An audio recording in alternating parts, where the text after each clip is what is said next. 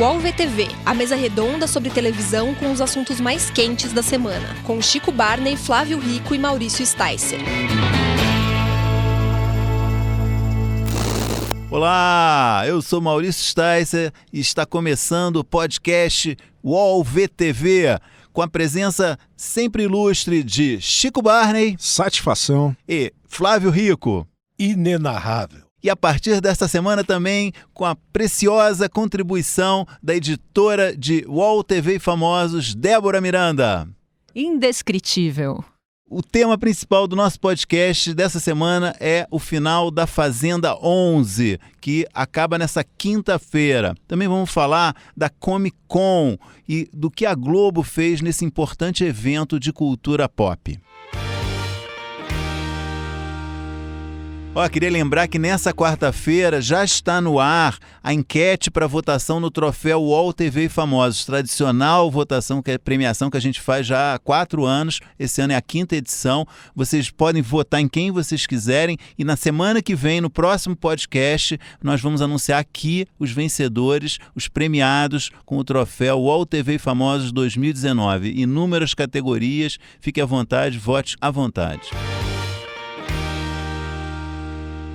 Bom, vamos começar falando da Fazenda 11, que termina nessa quinta-feira. Acho que tem vários assuntos para comentar. Eu ia sugerir que a gente começasse, Débora, com perguntas enviadas pelo amigo internauta via o Instagram UOL TV Famosos, que foi proposto que falassem sobre a Fazenda, né? Temos novamente a pergunta do Bruno, que na verdade passamos todas as edições chamando ele de Bruno da ESPN, e não é o caso.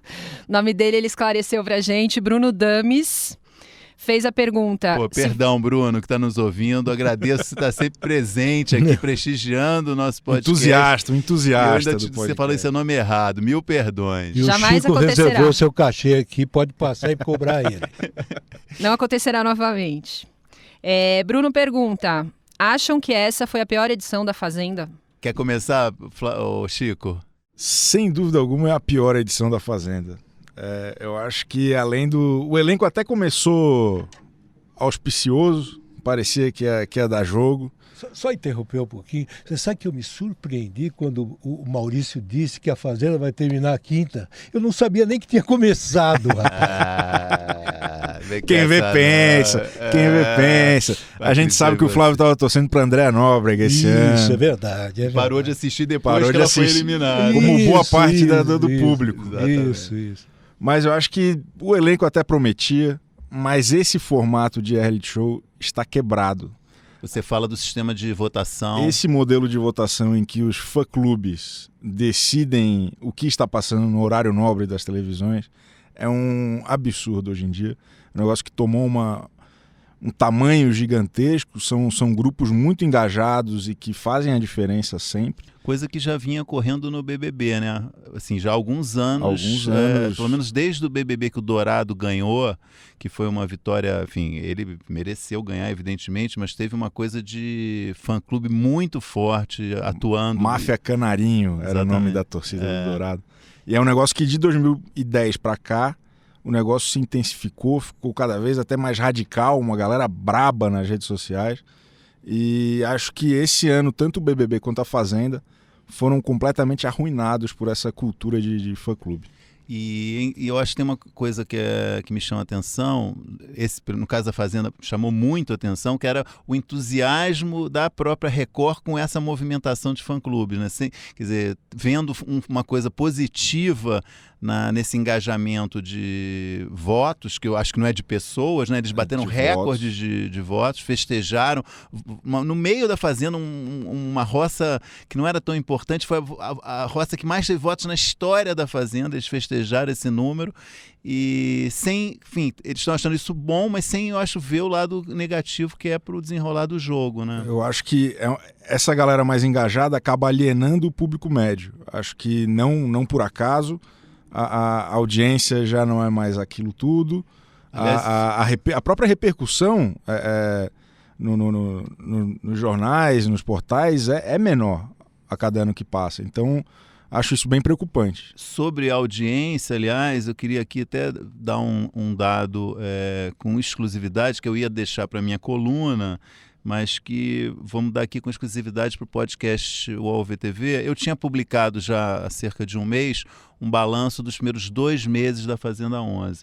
E esse balanço mostrava que o reality, essa edição, era a segunda pior da história, atrás só da Fazenda 9, que foi realmente péssima também, né?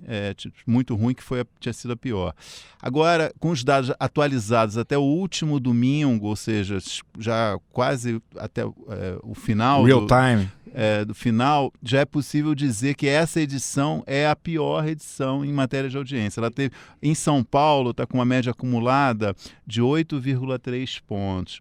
A edição 9, que era até então a pior, teve uma média de 8,6. E só para você ter uma ideia, como tinha recuperado a Fazenda 10, teve uma média de 10,1 pontos. Olha então está tendo um retrocesso grande agora de 10,1 para 8,3 em São Paulo, que é grande, é uma queda razoável. Bem acentuada. Eu queria até perguntar para você, Chico, é o seguinte: você acha que o grande problema da Fazenda, da atual, das antigas e tal, é esse problema do fã-clube ligar, da votação, ou você entende que no programa existem erros? Eu acho que tem a questão do fã-clube que está alienando uma parte relevante do público, mas eu acho que, do ponto de vista qualitativo, a Fazenda, ao contrário do BBB, ela não mudou ao longo desses 11, 12 anos de existência. O apresentador melhorou muito, hoje em dia é um profissional. Concordo. Gabaritado para tanto. O modelo de formação de elenco é mais ou menos o mesmo. É o mesmo, acho que sempre segue um ex-jogador mas estruturalmente de conteúdo são VTs arrastados, são edições muito longas. Provas. Eu queria saber do mecanismo das provas. Elas não são muito complicadas, não? É uma característica, essa coisa de gincana, né? Em várias fases, né? Sabe por quê? Porque na comparação com o BBB ele faz questão de tornar a prova simples. Sim. Inclusive mostrando como é que vai funcionar. Tem toda uma preparação para a prova. Que a Fazenda também mostra como vai funcionar. Mas eu nunca entendo. Mas é confuso. Porque da forma que o BBB se coloca, ele acaba envolvendo o público. Da forma que a Record coloca as provas da Fazenda, parece que o público vê a coisa tão complicada que se manda. Deixa eu só... porque a segunda pergunta que a gente tem é justamente nesse sentido. Do Vejo TV, perguntando se a Fazenda ficaria melhor no mesmo formato do BBB. Todos participam das provas. Queria também a opinião de vocês. Todos participam das provas? Porque na Fazenda são só 3 disputando a vaga do líder ali, né? Poderia ser, assim, não acho que esse seja o problema especificamente. Mas acho o próprio BBB também tem o recurso de excluir, né? Um dos poderes que tem o líder, às vezes, também excluir 3, 4, 5, né? Mas acho que o modelo do BBB é muito mais dinâmico. Ali tem uma liberdade para fazer provas diferentes, situações diferentes, e a Fazenda não. Ela é um esquema fechado que não muda nunca. Né? Não tem muita variação ali Chico, de ferramenta. Se você for verificar, a origem do trabalho todo é a Casa dos Artistas. O Silvio Santos ficou com a cartilha do BBB 1 ano na mão dele, na hora de fechar contrato ele correu, mas ele resolveu fazer a surpresa de colocar a Casa dos Artistas no ar. O diretor era o Carelli, é o mesmo que hoje dirige a Fazenda. Na Casa dos Artistas ele fazia um programa envolvente, entendeu? Ao contrário do que eu sinto agora que ele não consegue fazer na Fazenda, ele encontra dificuldades, eu não sei por quê. Não, tem um ponto também que é importante mencionar, que é a duração dos episódios, né? Sim. O BBB são episódios de 20 a 30 minutos, né? Com exceção, acho que de um dia, que é um pouquinho mais longo. O máximo é 50. Exatamente, que é um dia nobre, né? Acho que a segunda e terça são um pouquinho mais longos, acho né? Que terça, acho que é terça-feira, né? E quinta que tem a prova. Mas de um modo geral são episódios mais enxutos, então a edição é mais sintética. A Fazenda ocupa um espaço na grade muito grande, né? Então isso torna a edição também enrolada, tem uma arrastada, tem muita coisa que não é interessante, que acaba entrando. E ela tem uma cronologia toda errada. Exatamente, porque o cara foi eliminado ontem, hoje mostra a preparação Antes dele ser eliminado, para ir para a roça. E já é um sabe negócio que a pessoa foi eliminada e você fica assistindo as coisas que aconteceram antes da um negócio que não faz o menor sentido. Exato. E é assim desde a primeira temporada. A gente fala mal, diz que não entende e continua. E se vê, no aspecto repercussão, isso eu acho até positivo, que a gente fala mal e não muda.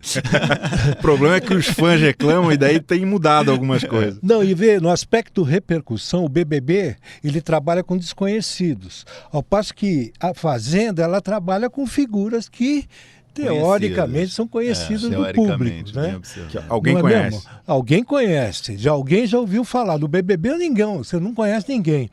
Então, eu acho que a Record pega na promoção, primeiro porque se ela trabalhasse na divulgação da Fazenda um mês antes, com um elenco conhecido, ela ia aumentar a expectativa. Ela não faz isso, ela acha que é engraçado ela divulgar aquele bando de conhecidos em cima da hora, entendeu?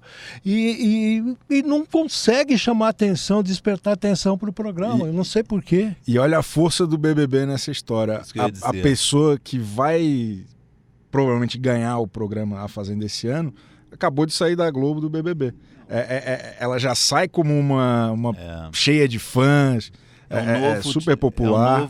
É um novo tipo que passou a ocupar o elenco das Fazendas, que é o ex-BBB, que não tinha no início, né? Agora, teve o Marcos Harter. Agora acho que faz uns 2, 3 anos que sempre tem uma cota ali de ex-BBB. E vai sempre bem. E vão sempre bem. Normalmente são ex-BBBs expulsos. Para além do formato, vocês acham que de conteúdo, o que teve de diferente ou de prejudicial para que essa edição fosse a pior de todas? Eu acho o elenco, eu discordo até que o Chico falou que é bom, foi um bom elenco. Eu acho que na média sempre tem essa coisa, a celebridade que ninguém conhece, né? Que você fala, pô, é mesmo famoso essa pessoa, né? Mas eu acho que teve um conjunto ali de apostas que acrescentaram muito pouco, assim, pro BBB, assim, pra Fazenda, né? Achei que foi um negócio...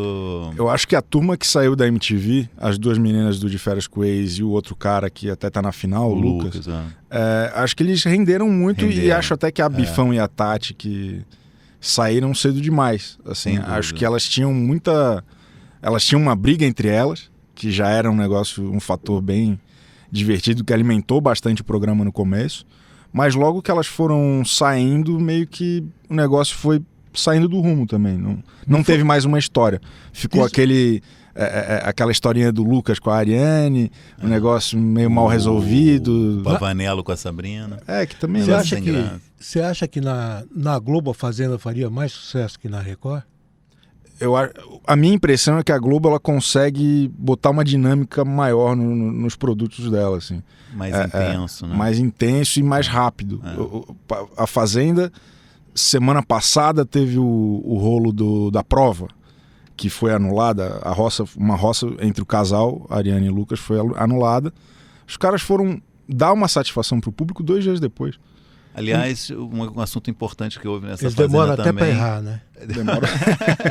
Um assunto importante também que teve nessa edição, que foram 2 acusações de assédio, né, que ocorreram. Né? A primeira do Felipe, sobre a Harry, que ele beijou ela sem consentimento. Na marra. E ele foi expulso depois de 2 dias também. Também viu uma cronologia péssima, porque aconteceu no sábado, aí domingo é gravado, então eles não fazem nada. Entrou uma mensagenzinha só, a gente vai avisar amanhã. Entrou um áudio de WhatsApp do Mion. Exatamente, uma falta de agilidade que é incrível, assim, né? Quer dizer, um programa se diz super conectado, não consegue... Bom, hoje vamos ter que ser ao vivo, desculpe, vamos mobilizar as pessoas e vamos fazer ao vivo. E o Chico reclama da participação dos fãs, mas a impressão que dá também é que às vezes se os fãs não reclamassem tanto, exatamente. Nada aconteceria. Ficaria tudo do mesmo jeito. E aí teve o segundo caso, que foi do Lucas, que você já mencionou, também de novo com a Ariane, e que houve na avaliação de fãs dela um assédio, na avaliação dos fãs dele não, foi uma cena à noite, ela estava sonolenta, ele chegou na cama, deitou junto com ela, quis abraçá-la, ela afastou o braço dele e ele foi embora. Mas enfim, houve uma enorme polêmica E realmente eu vi essa cena várias vezes, eu não cheguei a uma conclusão, mas eu acho de fato que deu motivo para discussão. Então cabia a Record discutir esse assunto, né, no a Record programa. Ignorou, né? Simplesmente ignorou.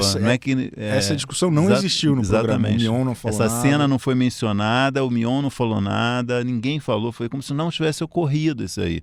Então também eu acho uma coisa frustrante para os fãs. Talvez também ajude a explicar por que a audiência da Fazenda caiu ainda mais no último mês, que é uma coisa incomum. Né? Quer dizer, normalmente cresce no final, né? E a audiência do programa foi decrescente, né? Acho que os personagens que rendiam mais histórias interessantes saíram cedo. Saíram nesse primeiro mês, né? Nos primeiros 2 meses. Aliás, é importante lembrar que Chico Barney errou uma previsão, coisa que nunca aconteceu antes. Nunca aconteceu. Maurício, você está falando, você vai ter que provar. Não, eu tô aqui dizendo, ele tá aqui gravado, ele nunca errou uma previsão. Ele previu que Andréa de Nóbrega seria campeã. Eu não lembro de ter tweetado isso, honestamente. Mas, infelizmente, não tivemos essa... Essa Fazenda queimou o filme do Mion, não? Cara, quase, eu acho. Esse episódio foi, da questão Lucas Hariani foi ruim para ele. Eu assim, acho que quase, assim. Acho que ele ainda tem lenha para queimar nessa história. Porque tem um ativo, né? Sabe por quê? Exatamente. Porque Mas eu acho que ele deveria ser um pouco mais firme. Porque a gente vê no BBB que ele cobrar. O apresentador, ele é um guia editorial, não só do texto que é dito, mas da condução do programa. Exato. O Bial tinha um jeito, o Leifert tem outro. O Mion mudou completamente o padrão o texto, da Fazenda, o padrão, mas o programa continua amarrado ao que sempre foi. Então, se ele for continuar nessa missão, eu acho que ele deveria assumir, de fato, poder as rédeas da história. Né? Sabe? Devia partir dele essa cobrança aí? Acho que é o nome dele que está em jogo, né? Perfeito. Ele também acho. Ele tem bastante coisa a perder. Porque sempre sobra pro apresentador, tanto o lado vitorioso da história como da derrota. É uma impressão totalmente subjetiva, tá? Não tenho nenhuma informação sobre isso. A impressão que eu achei que ele perdeu o pique, assim, nessa segunda edição. Não estava com o mesmo entusiasmo. Será que ele foi contagiado? Que ele estava na primeira. Eu fiquei com essa impressão. Foi um pouco mais automático. Primeira eu acho que teve uma coisa de ele querer participar, falar, se jogou. Acho que teve uma ligação muito boa dele com o elenco no ano passado. No primeiro, né? Porque, acho que esse ano deu uma levantada na audiência, que foi uma coisa super boa, né? Mostrou uma reação do público. E, enfim, e essa agora... Eu acho que nos casos polêmicos também ele demorou. No primeiro caso do Felipe, ele foi muito cobrado nas redes sociais para se posicionar e ele não se posicionou. Inclusive ele falou, não importa o que eu acho, é a Record que vai tomar uma decisão. Que não deixa de ser uma pressão ele falar isso. E aí no segundo, quando houve o caso de racismo, eu achei que ele já foi mais... ainda teve isso também, eu esqueci também. Teve o caso de racismo. Ele foi mais... eu achei que ele se colocou mais. A Sabrina foi vítima. Foi rápido. Foi mais Sabrina, esqueci, bem lembrado. É verdade. Débora, esquecemos de mencionar também um episódio importante, né? Que a Sabrina foi vítima de racismo, uma frase falada por um operador de câmera que foi ouvida e a Record, nesse caso até foi muito rápida, né? A Record e a produtora do reality afastaram imediatamente, demitiram esse operador, teve uma atitude, né, muito ágil e correta. Né? Acho que a solução para a Fazenda e para o BBB é um voto por CPF a partir do próximo ano.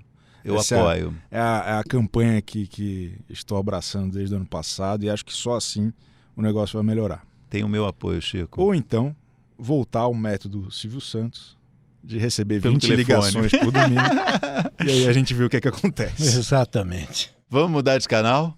Bora! UOL VTV volta já. Os podcasts do UOL estão disponíveis em todas as plataformas. Você pode ver a lista desses programas em uol.com.br/podcasts. Recebe salário, faz transferência, pagamento, recarga de celular e até empréstimo, tudo sem taxa. PagBank, a sua conta grátis do PagSeguro. Baixe já o app e abra sua conta em 3 minutos. Nesse final de semana terminou um grande evento em São Paulo que teve repercussão em todo o país, todo mundo deve ter ouvido falar, que foi a Comic Con, que contou com a participação assim, dos grandes produtores de conteúdo hoje em atividade no Brasil, estrangeiros e brasileiros. E a participação da Globo, com um stand enorme, quase do tamanho do stand da Netflix, chamou a atenção, e o Chico Barney escreveu um artigo muito interessante na coluna dele no UOL, que eu acho que merecia um comentário dele, para quem não leu, ele falasse um pouquinho, que eu acho que levanta um assunto bem interessante para quem se interessa por televisão.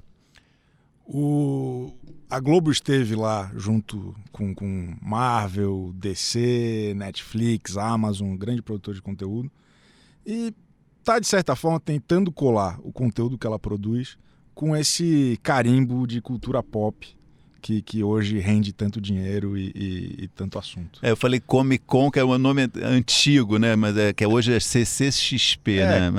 A experiência da Comic Con. Exatamente. Né? E aí tava lá o J.J. Abrams, o cara que inventou Lost e Star Trek, e refez Star Trek, Star Wars. Tava lá o ator de Deadpool, a atriz de Mulher Maravilha. E tava também a Giovanna Antonelli falando sobre o Clone, num bate-papo lá sobre os 20 anos, ou sobre a reprise da novela agora no Canal Viva. No Canal Viva. Acho que é muito interessante a Globo estar tão preocupada em ocupar esse espaço, mas acho que ainda tem um gap muito grande entre o marketing e o que é de fato. Assim. Acho que o grande desafio, acho, para estar lá com verdade é ter um conteúdo que faça sentido nesse universo. Acho que tem um detalhe que me chamou muito a atenção. Na lojinha da Globoplay tinha bugiganga do Big Bang Theory, do Sandy Júnior, mas absolutamente nenhuma bugiganga de novela, de seriado. Sério? Até que foi curioso que depois, Faustão, não sei se o Celton Mello leu o seu texto, mas num dia depois do seu texto ter sido publicado, eu fui lá no painel sobre o Alto da Compadecida, que também é 20 anos do Alto da Compadecida. Agora em janeiro vai reprisar. Começa na Globoplay em dezembro e em janeiro na TV. Em janeiro na TV aberta. E ele falou uma coisa muito engraçada, ele olhou para a plateia, tinha um monte de gente de cosplay, né, fantasiado como Vingador, Homem de Ferro, todos os tipos. E ele falou assim, eu não estou vendo nenhum cosplay aqui de João Grilo e Chicó, né? E meio cobrando que ele queria ver isso. Que é um pouco isso, né? Quer dizer, são dois personagens que a Globo podia trabalhar essa mitologia, né? Exato, Mas no final das contas é só uma série de 20 anos atrás. Exatamente, eu acho que tem... Pô, se alguém tem um capital criativo no Brasil a Globo. Acho que quem faz muito bem é o Maurício de Souza. Ele não só trabalha a memória afetiva, como hoje ele está em tudo quanto é plataforma, ele é almofada, ele é seriado, ele é filme. Imagina a Carminha, por exemplo, que poderia render de iconografia. E a Globo, acho que ela está ocupando o espaço físico de um evento, mas não está ocupando o bolso e a alma dessas pessoas. Mas, Chico, você não acha que ela vai marcar mais presença daqui para frente nesse campo? Eu acho que ela precisa. E que ela é a única que está se preparando aqui no Brasil para isso? Eu acho que ela tem muito a aprender com o Maurício de Souza. Também, claro. Claro que é outro toda tamanho. Toda a experiência é válida, todo o ensinamento Mas eu acho que, sem dúvida, de emissora e, enfim, que está deixando de ser uma emissora, né? É outro produtor animal. De conteúdo, né? Mas, sem dúvida, é quem mais tem Você chance. Sabe, tem uma curiosidade aqui que me veio na cabeça aqui agora. Você sabe que o Silvio Santos, com os 89 anos que ele está completando... Dia 12. Eu ouvi do Silvio Santos há 15 anos, que era o seguinte... Eu não sei por que construíram essa Anhanguera. Essa Anhanguera, sabe o que eles tinham que fazer? Um centro de produção.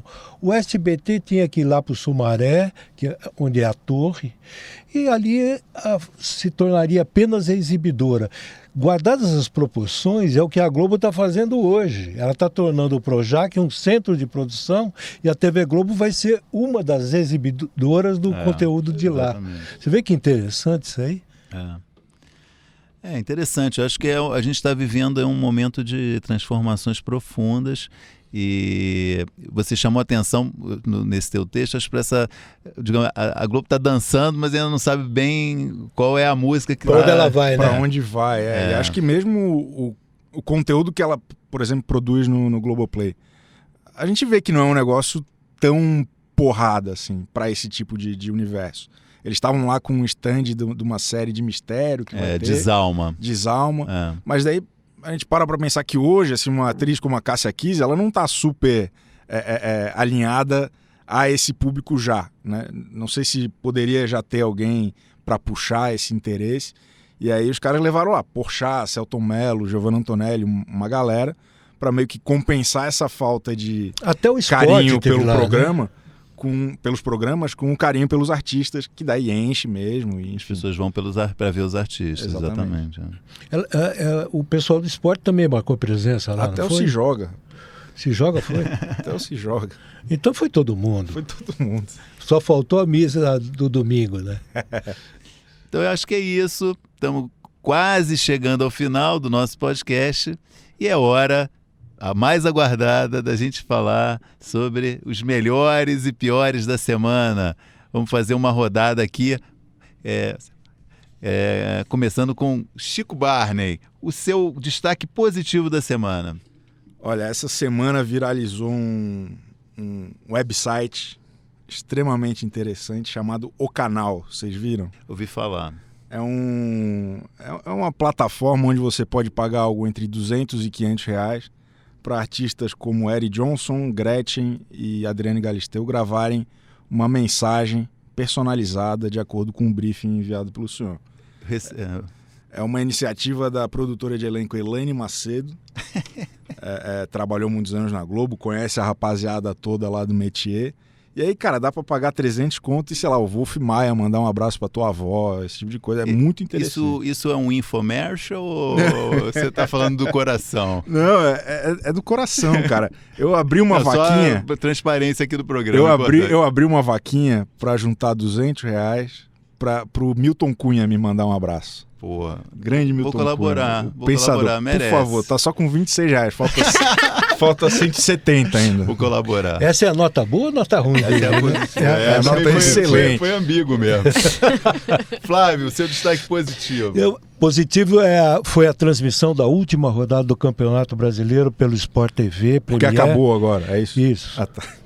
Por quê? O Chico teve um problema esse ano, que é torcedor do Avaí, não foi problema de rebaixamento, digamos, né? Não foi muito bem, pra né? Mim, pra mim, o bom do último jogo é que acabou o Brasileirão, acabou o suplício. Esse foi o motivo da ironia dele, mas fala. Foi a operação que o Grupo Globo montou, porque todos os jogos aconteceram simultaneamente e foi dada a cobertura a todos. E com muito rápido, muita informação do toda, gol, informação entrando. Rebaixado. Acho que foi legal. No teu caso nem teve essa informação, que já estava rebaixado. Né? Chico, mas torceremos juntos na Série B, né? Estaremos lá.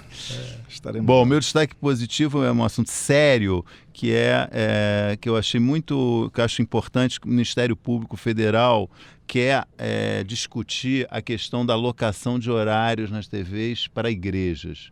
Né? Eles estão argumentando agora uma nova argumentação de que essa venda de horário para a igreja é idêntica à comercialização de espaço publicitário.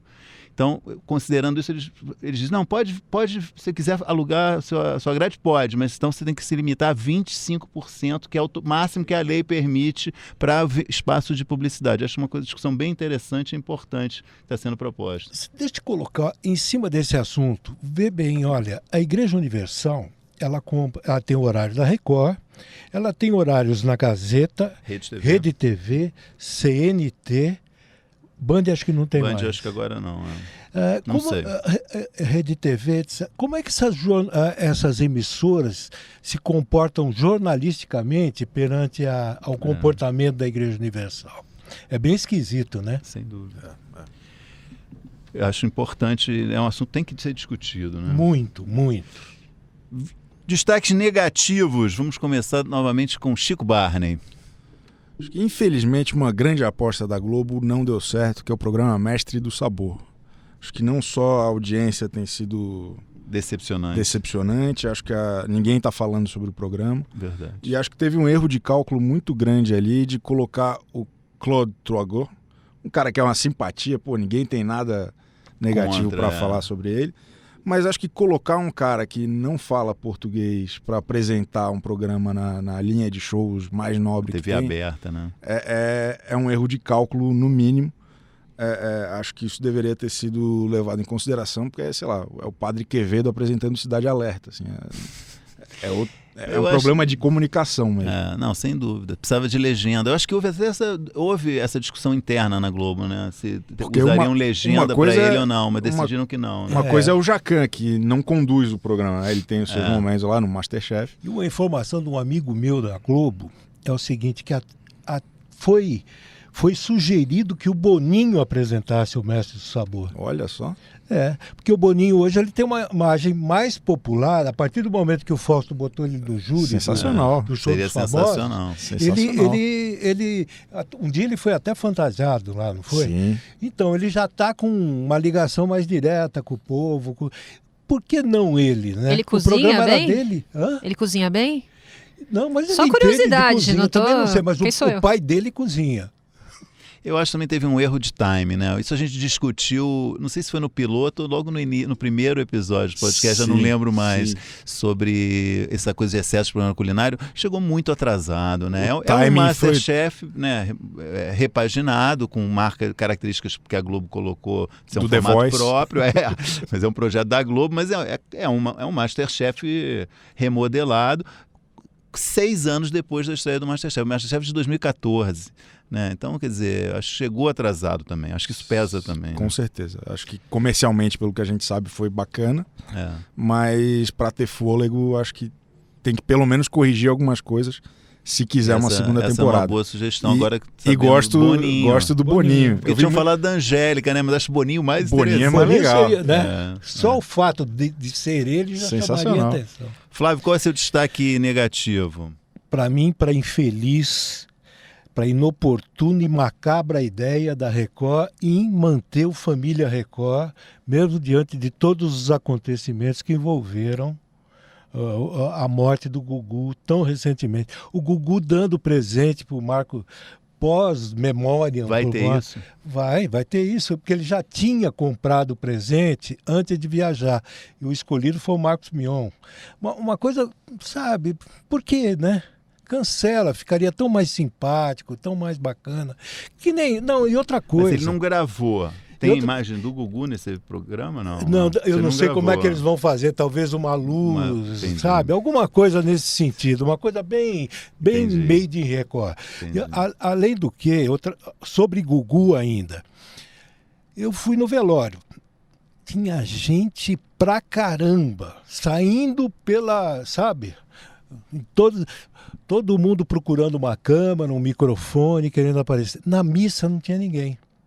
Só a família do Gugu e algumas poucas pessoas. Gozado, né? Lá não tinha imprensa porque não cobrindo. tinha transmissão. Exatamente. Fica a sutil crítica de Flávio Rico no seu... Certeiro. Piores da semana. Bom, o meu pior, eu sou obrigado a falar, porque a fala disso, porque eu me meti numa confusão enorme. Foi... Pra variar. Não adianta a gente falar. Só arranja rolo esse Não adianta Maurício, a gente cara. falar. Eles dão conselho, mas eu não obedeço. A culpa é minha um pouco, desculpa. Débora me estimulou Vou admitir. a opinar sobre o assunto. Eu fui falar sobre o Silvio Santos e, enfim, eu acho que ele, mais uma vez, foi super indelicado. Um caso, né, grosseiro mesmo, com uma participante do programa. Infelizmente, isso é uma rotina, já acontece há muito tempo, e agiu de um jeito lá, mudando uma decisão do público, que também ele já fez isso várias vezes. Quer dizer, o público escolhe uma coisa, ele decide outra. No caso, prejudicou uma cantora negra e muita gente foi entendido como um ato de racismo da parte dele. E eu argumentei que, com base no que eu conheço dele, do que eu já vi dele, que, para mim, eu não vi racismo nesse ato, mas vi, mais uma vez, como eu disse, grosseria, indelicadeza, etc, etc. E, então fica aqui o registro desse momento do Silvio, enfim, que eu acho que foi um momento ruim do Silvio. Mais um vídeo extremamente constrangedor. Exatamente, ruim, que não honra a memória dele, né, do que ele já fez na televisão, que é ruim para a imagem dele, e, enfim, negativo. E eu acho importante a gente levar em consideração o que ela disse, né? Porque ela se sentiu discriminada. Sim. Exato. Então, eu acho que isso, nesse momento, mais do que a Isso é avaliação de importante. todo Muitas mundo... pessoas Exatamente. falaram de racismo estrutural e de várias coisas que a gente até... De invisibilidade desse racismo, né? Que é Que interessante. é importante até levar em pra conta, gente- sem dúvida. Sem dúvida. Antes de encerrar, queria pedir também que o Chico nos trouxesse sua contribuição já também seminal sobre a efeméride da semana, Qual que será, hein? inclusive ouvintes aqui do podcast criaram um perfil no Twitter em homenagem a essa sessão. Exatamente. sim? Estão Estão cobrando lá- que você siga estão esse lá perfil. porque diariamente, eu e o Chico já exatamente. seguimos esse perfil. Ah, sim, eu não Efemérides sabia. da TV. Seguinte, é uma homenagem até ao futuro apresentador de programa culinário da Globo, o Boninho. A TV Colosso foi cancelada há 22 anos, 11 meses e uma semana. Uma pequena tragédia esse cancelamento na história da É televisão. uma das coisas mais tristes, na minha opinião. É a grande contribuição do Boninho para a Quantas cultura... horas você não tem, né? Hã? Quantas horas não tem? Só... Ainda não, mas a gente pode calcular. Acho que a grande contribuição do Boninho para a cultura popular brasileira... Isso acho que- faria sucesso no CCXP? Exatamente. Total. Essa é a minha bronca. É uma falta cara. de visão Essa que é só a minha por Deus. bronca. E foi para dar espaço, inclusive, para Angélica, na época com Caça-Talentos, ela estava saindo do SBT. Por questões de direitos autorais, a Globo até hoje não pode reprisar em lugar nenhum a TV Colosso, por isso que o canal Viva nunca exibiu, por isso que eles não estavam na CCXP. O máximo que aconteceu foi a presença da Priscila e do Gilmar, saudosos, em alguns programas especiais, como Criança Esperança, Ana Maria Braga, esse tipo de coisa. Então fica aí a efeméride da semana para você. Cada vez mais informativo, parabéns. Estamos Chica aí. Cultura. Estamos aí. E olha, e com esse grande momento, estamos encerrando esse episódio do podcast UOL VTV, a partir dessa semana com a preciosa contribuição também da Débora Miranda, e aguardo que vocês ouçam, reclamem, protestem, critiquem esse nosso podcast e compartilhem. Até a próxima semana. Obrigado.